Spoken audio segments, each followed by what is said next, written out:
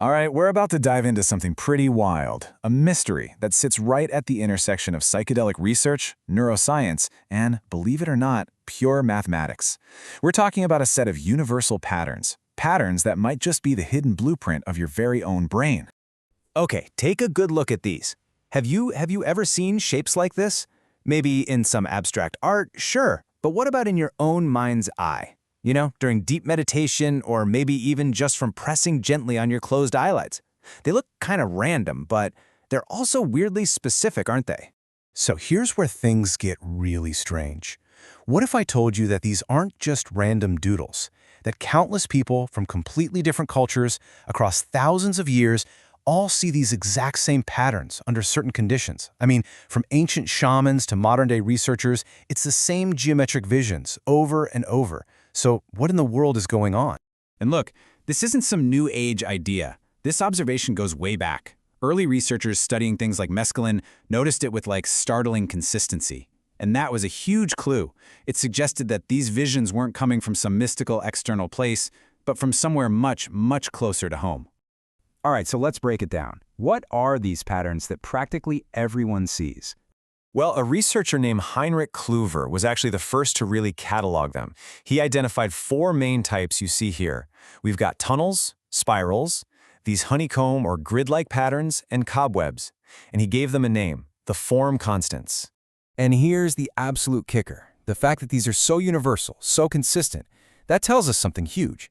These aren't just random visions. They're not just brain static. No, they're a signal, a clue to how your brain is actually built. Okay, so if these patterns are a blueprint from inside our own heads, what part of the brain are we actually looking at? Right. So the official name, as we said, is Kluver's form constants, and they're called constants for a reason. They don't really change from person to person. See, these aren't images of the outside world sneaking in, nope. These are patterns being generated by the physical structure of your brain's visual system itself. Think about that for a second. These patterns are like a kind of visual echo, a glimpse into the wiring of your visual cortex. You're not seeing something out there. You are, in a very real way, seeing the structure of your own brain. Which, of course, leads to an even deeper question. Why? Why is our brain wired to create these specific shapes? Okay, hang on, because this is where it gets really cool. We're about to jump from biology right into the world of pure mathematics. See, you might think these shapes are just some weird biological quirk, right? Maybe just a fluke of evolution. But nope. Turns out they are described by universal laws of pattern formation. We're talking about the exact same mathematical rules that dictate how a leopard gets its spots or a zebra gets its stripes. It's a fundamental principle of how patterns emerge in nature. Now, figuring this all out was a long journey. It didn't happen overnight. You know, it started back in the 1920s, with Kluver just noticing and describing these things. Then, you fast forward to the 70s and 80s, and mathematicians like Cowan and Ermintrout start building the first real models. And now, today, scientists are connecting these patterns to really deep principles of information and efficiency. Yeah, scientists like Cowan and Ermintrout really did the heavy lifting here.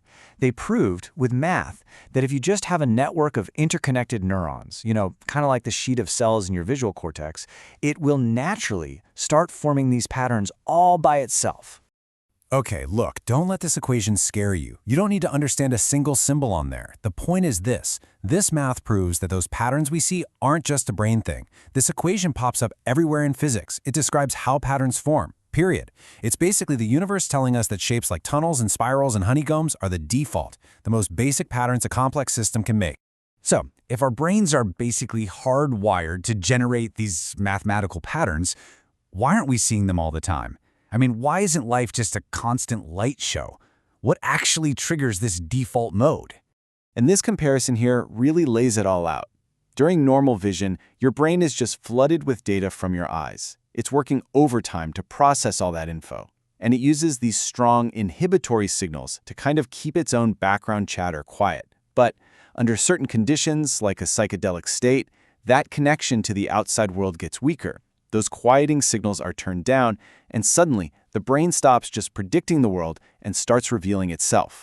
It's kind of like a computer's safe mode, right? When the usual stream of data from the outside world gets cut off or becomes unreliable, the brain doesn't just crash. It defaults to its most basic, stable, and efficient patterns. And these geometric shapes, They are the visual equivalent of the brain going into safe mode. And this whole idea, this drive towards simplicity, it actually has a name in science. It's called the minimum description length principle, or MDL. All it really means is that the best, most efficient explanation for anything is usually the simplest one, the one that takes the least code to describe. And these geometric patterns, they are incredibly simple to describe mathematically. They are the brain's fallback to maximum efficiency. So when you see a phrase like this one, it sounds super technical and intimidating, I know. But degenerate MDL optima is just a fancy way of saying that these hallucinations are the simplest possible patterns your brain can create. It's what happens when the brain stops trying to model the complex outside world and just models itself in the most efficient way possible. Okay, so all of this brings us to one last, really profound idea. If you could peel back all the layers of your normal perception, what would you find at the very core? Well, it really makes you wonder, doesn't it? Is the brain just following a universal rule of simplicity and information? What if our brain's activity isn't just about messy biology, but about following this deep, fundamental law of the universe, a law that always favors efficiency and the simplest possible patterns? I mean, this is the key insight right here. When your brain is left to its own devices, it doesn't create chaos, it creates order, pure geometry, a fundamental mathematical language. It's almost as if math is the native programming language of our own consciousness. And that leaves us with a final, pretty mind-bending question to chew on. If the brain's most basic code, the operating system we use to see and understand everything, is math, then what does that say about the reality that we're perceiving with it?